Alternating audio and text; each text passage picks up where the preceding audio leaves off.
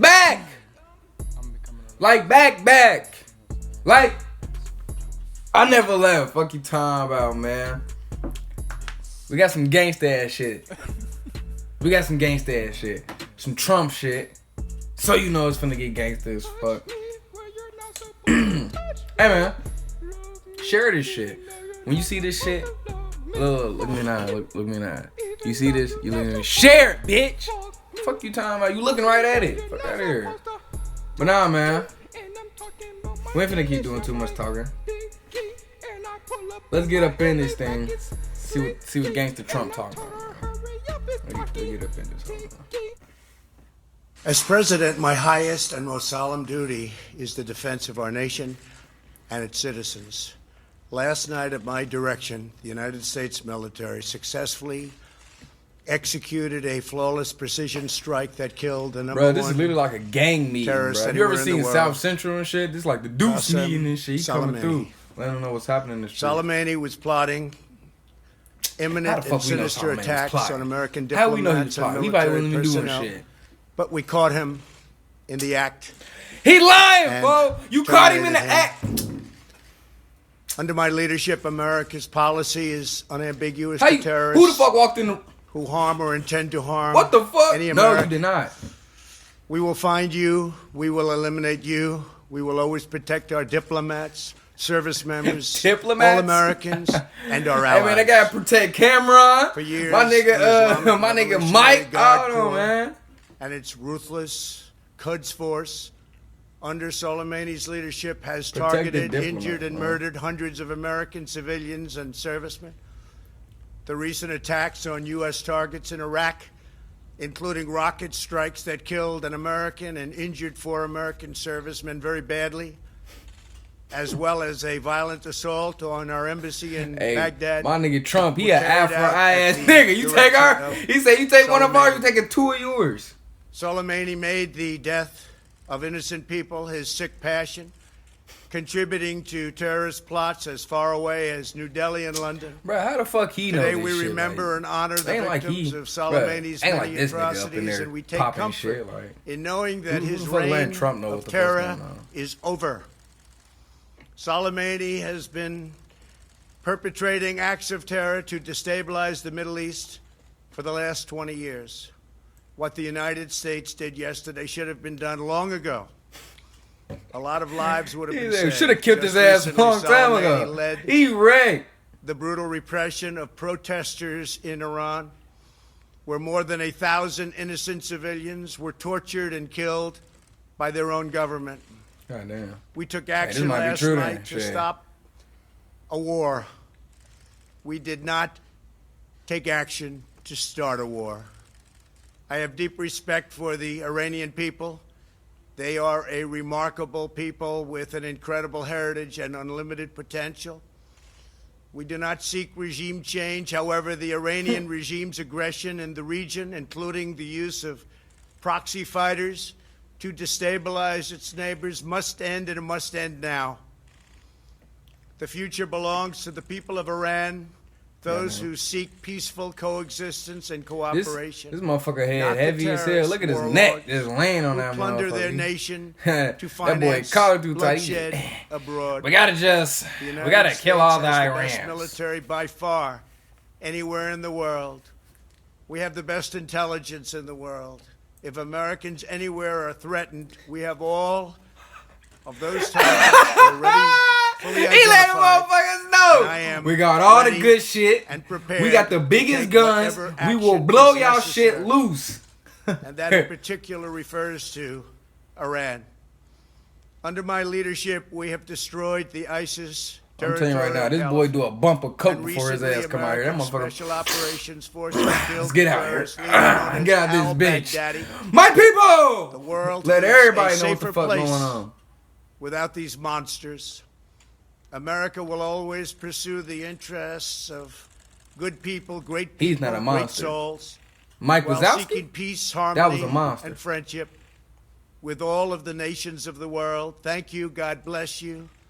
God bless our great military, and God bless the United States of America. Thank you very much. So the president there, the line that I highlighted, we took action last night to stop a war, not to start a war. Although Caitlin Collins, pop my earpiece back in, Caitlin Collins is covering the president for us. She's down there at Mar-a-Lago and so his critics are fearful of otherwise.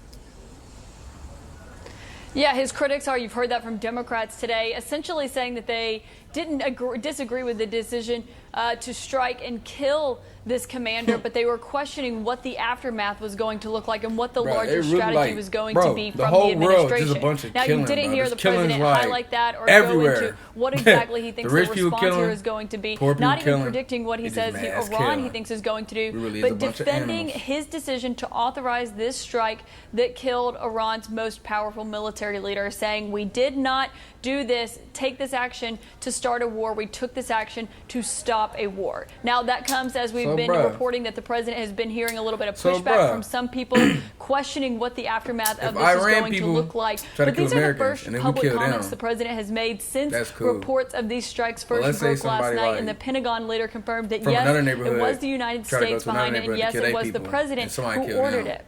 Brooke, something else that stuck out there about what the president said. He was praising U.S. intelligence, which of course is what the Pentagon, the Secretary of State, everyone has been citing all day for what was behind how they found out that there was going to be this imminent threat, they say, from this leader. And the president saying there, we have the best intelligence in the world.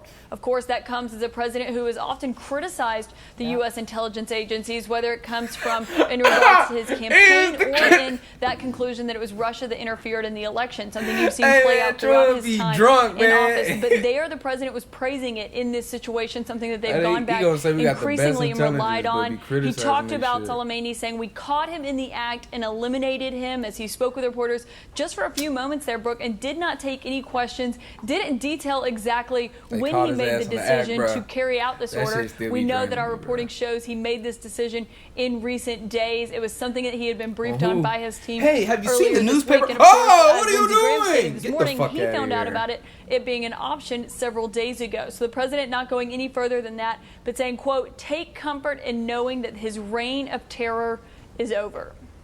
But to your point about how critical this president has been of his own intelligence, you can already hear the critics pointing out how he just cherry picks what he chooses to hear and listen to. Caitlin, thank you very much for that quick analysis. Ramin Mustahim is our reporter in Tehran. And Ramin, you and I were just talking a couple of moments ago, and I was asking, what's the sentiment out of Tehran? The word you kept using was revenge. When Tehran hears President Trump saying that we took action to stop a war, not to start a war, how will that sit with Tehran?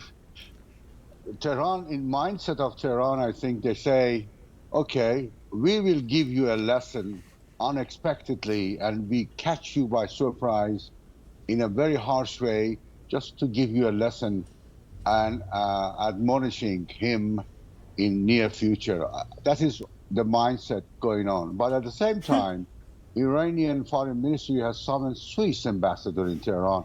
He like a monopoly man. Charge of the American interest section in Tehran, just to submit the protest. So it means that Iran is playing double tracks and follows the double tracks.